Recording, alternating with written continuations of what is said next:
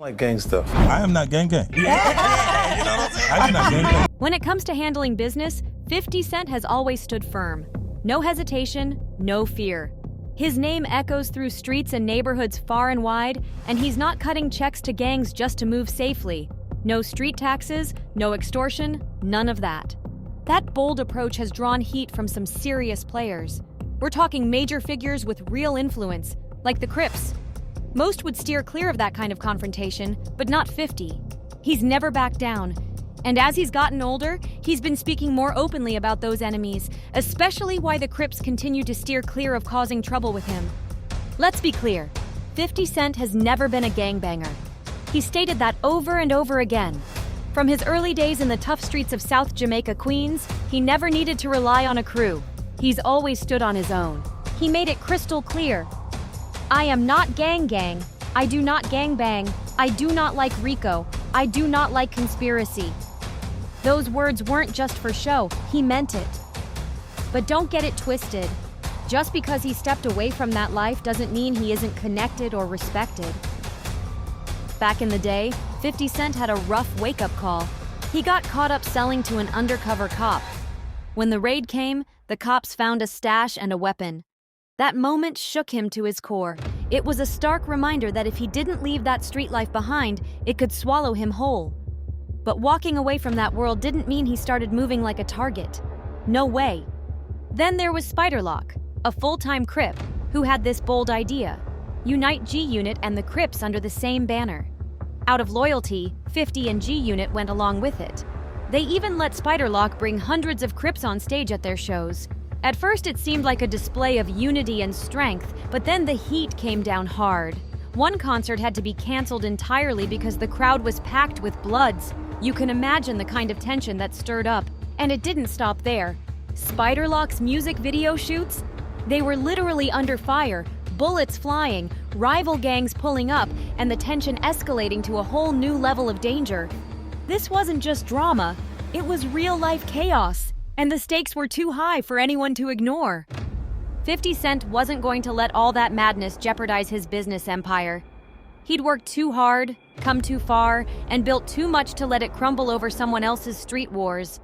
At some point, the decision was clear. Spiderlock had to go. There was no other way. What happened next was almost anticlimactic. When things fell apart with G-Unit, Spiderlock didn't even fight to stay. Word on the street is that he was so rattled, he just vanished. No resistance, no pushback, no last stand. One minute he was part of the crew, and the next he was gone without a trace. That says a lot about who really held the power. 50 wasn't just another rapper on the scene, he was a force of nature, someone who didn't flinch in the face of threats or intimidation.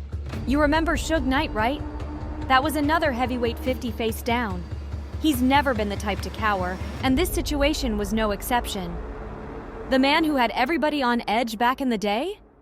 50 Cent wasn't one of them. When Suge Knight tried to press him early in his career, 50 stood his ground. No flinching, no stepping back. That's just how it went down. Even when Suge showed up at the Inda Club video shoot, trying to stir up trouble, 50 strolled in like it was business as usual. And who could forget the epic war with Murder Inc.?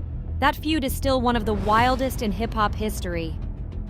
Back in 2000, outside the legendary Hit Factory studio in New York, 50 was stabbed because of his beef with Ja Rule and Murder Inc. Their artist, Black Child, claimed it was self-defense. But let's be real, we all know what really went down.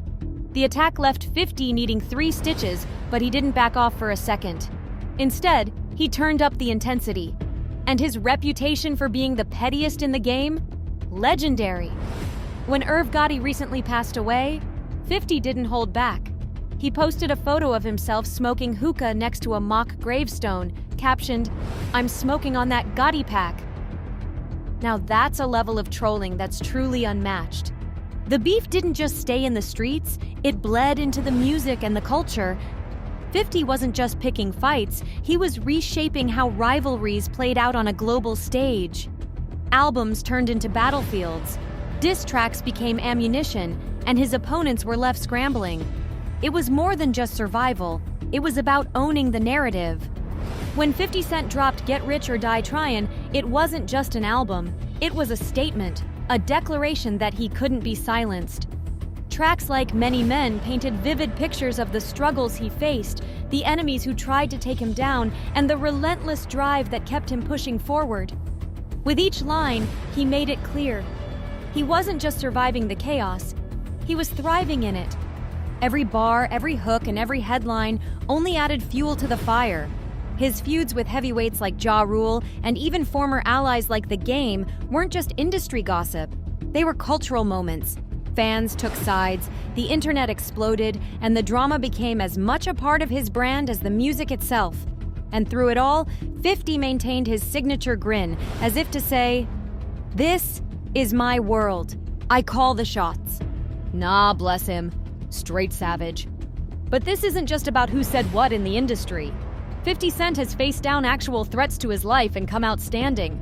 Remember the infamous 2000 shooting? 9 bullets. That's right, he got hit 9 times. Most people wouldn't have made it through something like that, but 50? He shook it off like it was nothing and came back stronger. No running, no ducking out of sight. Just pure, unrelenting domination. And then there's his fallout with Bangum Smurf, one of the original crew members who used to roll with 50. Things between them took a sharp turn by Summer Jam 2004. Smurf and his squad showed up, front row, just to provoke him. Did 50 shy away? Not even close. Instead, he humiliated them. He threw cash and splashed water on them as if they were nobodies. That set it all off. Chairs flying, shoes flying. It turned into complete chaos. But believe it or not, that still wasn't his most dangerous beef. That title goes to Jimmy Henchman, and if you know anything about Henchman's reputation, you know he's not someone to take lightly. It all began in 2005 when 50 dropped The Game from G Unit. Guess who was managing The Game at the time? Jimmy Henchman. He took it personally, and the beef escalated. Words turned into threats, threats turned into violence, and by 2007, it reached a dangerous peak.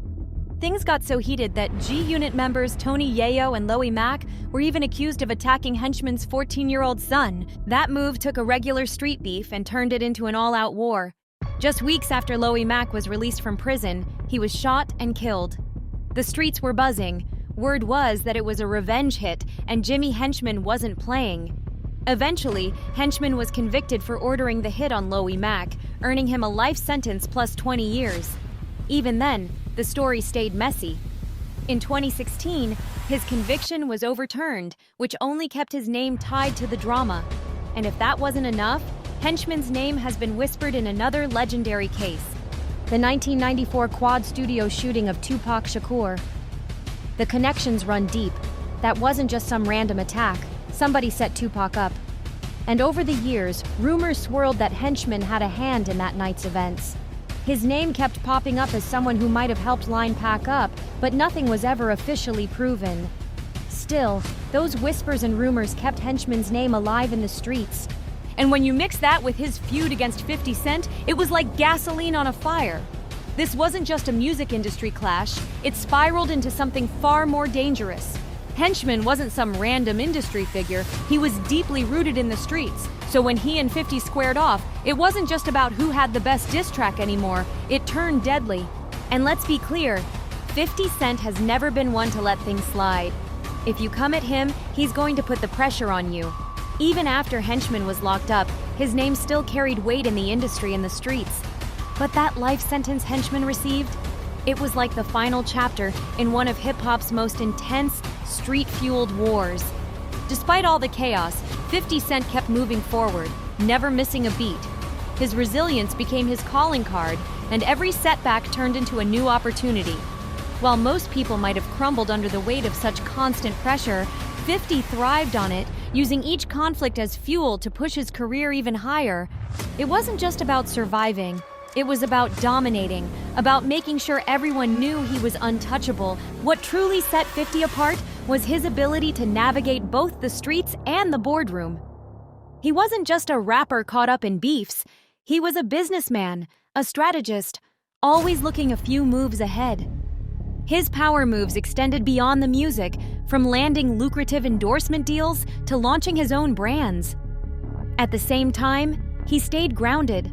never forgetting where he came from and the lessons those early street battles taught him. Through it all, one thing remained consistent: his willingness to stand his ground. Whether it was facing down music industry titans or dealing with old street enemies, 50 Cent never wavered. He played the long game, understanding that respect isn't given. It's earned, fight by fight, deal by deal, and hit by hit.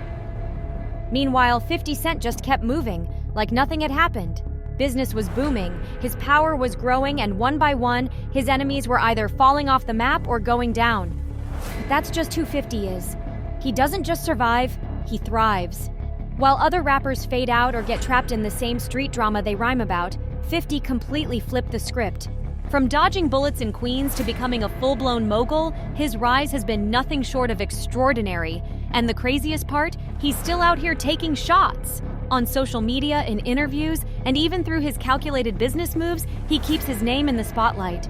After all the beefs, the shootouts, and the betrayals, 50 is still standing tall. And most of his enemies, they're long gone. If history's taught us anything, it's that when 50 Cent has an issue with someone, it's not over until he says it's over. That's what sets him apart. His legacy is different. While most rappers come and go, 50 has been running the game for over 2 decades. He's still winning, still in control, still a force to be reckoned with. Think of the names that tried to take him down: Murder Inc., Ja Rule, Jimmy Henchman, and even Suge Knight. One by one, they either faded into irrelevance or were left in his shadow. Meanwhile, 50 took that adversity and turned it into something legendary.